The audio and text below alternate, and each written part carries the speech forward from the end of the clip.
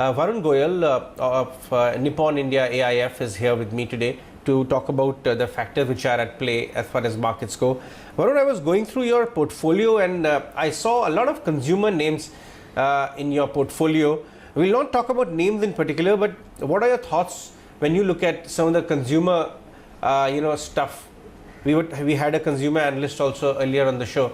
Do you think the aggregate demand among consumers on the street will be badly hit? How badly could it get in your view because of COVID impact? Good afternoon, Ajay. Thanks for having me on the show. There is no denying the fact that the consumer demand in the short term is definitely going to be impacted. I think as far as the situation in the last 1 month is concerned, we have seen a significant impact on the demand, especially on the discretionary side. As far as staples are concerned, I think maybe because people have been hoarding, I know there is a lot of demand for food items and personal wash products. We are seeing a lot of sales growth there. But generally, I think this quarter is going to be extremely muted.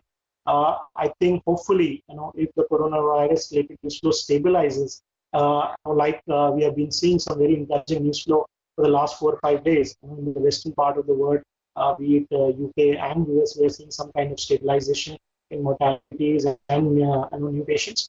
Hopefully, the situation continues to be that way in India too. I know we should hope that the impact will be limited to this quarter.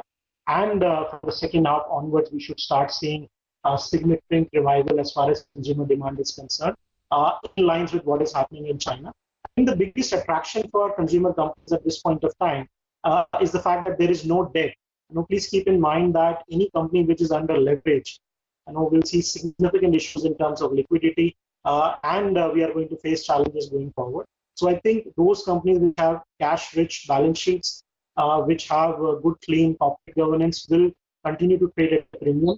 And as and when demand comes back, we will see these companies coming back very, very strongly.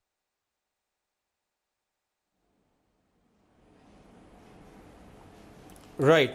The other thing which is coming out in our conversations with corporates and a lot of funds is that specialty chemical and chemicals as a space is an area where India will see a lot of opportunity because of manufacturing moving out of China. I see some of those similar themes in your AIF portfolio as well.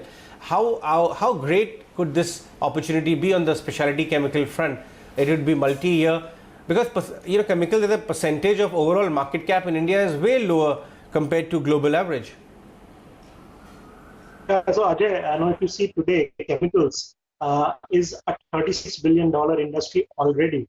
And various studies show that in the next 6 to 7 years, this can become a $100 billion opportunity.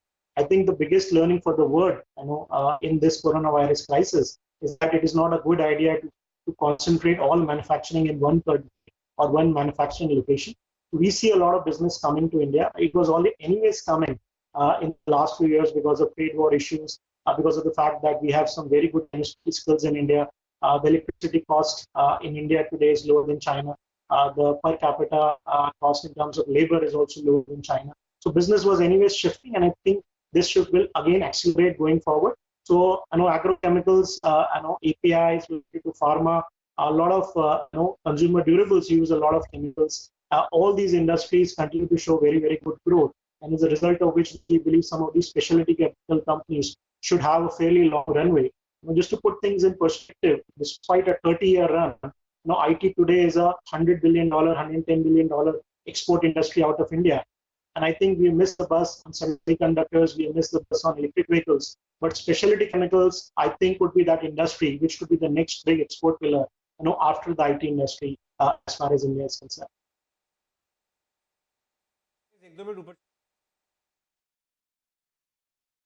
What are your thoughts on financials, that is on the receiving end of the market?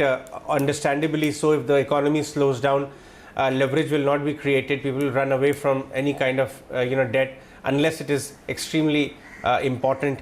What are your thoughts on small finance bank as a category and some smaller private banks in the overall space of financials? Because I see some representation in your AIF there also. Sure. So there is no denying that, as far as financial industry is concerned, the next few quarters are going to be extremely challenging. I think with this current situation, people are going to find it very difficult to pay their installments and EMIs and term loans in the next 1 to 2 quarters. I think those financial institutions and banks which have done unsecured lending, they are going to be worse impacted. For all others also, we are going to see some pressure on margins because you have to keep surplus liquidity. There could be increase in NPAs. I think it's quite likely that all of them will see increase in NPAs for this year. The growth will have to come down considering that the environment is very challenging. I think the important thing to see is that whether this slowdown is temporary or more longer term in nature. I think for some of these well-managed NBFCs and banks, and even the small finance banks which have done good underwriting, which know their borrower quite well, which have good solid collateral, against the loans that they have given out, they should see this as a more of a 1 or 2 quarter problem. However, for those institutions which have done very aggressive lending in the last 2 years, as we have seen, things have really become very difficult in the last month or so, and we could see more trouble going ahead. So I think it is very, very important that one goes with cautious, careful management at this point of time. And I think the industry as a whole might see a difficult year for FY21. Varun, my last question, how are your interactions with your clients, the HNI clients happening right now?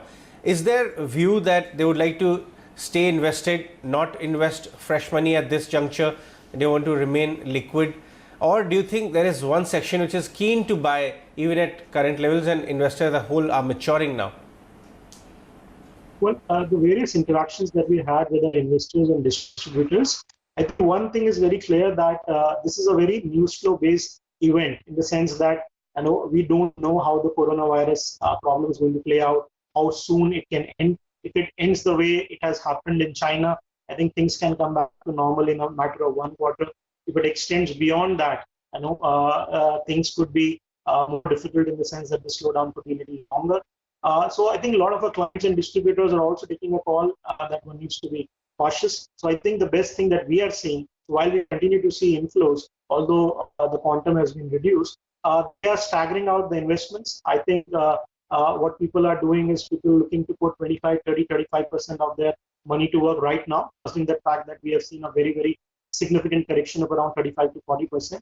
And we are seeing investors looking to build a portfolio in the next 9 to 12 months, which we believe is the most prudent approach, considering the fact that a lot of these uncertainties that the market is currently seeing will get addressed over the period of next 6 to 9 months. And of course, with valuations being so attractive as they are, I know this is a great time to build an equity market portfolio for the next 2 to 5 years. And that's what our investors are doing, which is to gradually put money to work, not go all in at this point of time, but stagger out the investments over the next 9 to 12 months. Right. All right, Varun, we'll let you go on that one. Thanks so much for your time. See you again on the show sometime. That was Varun Goel of Nippon India AIF.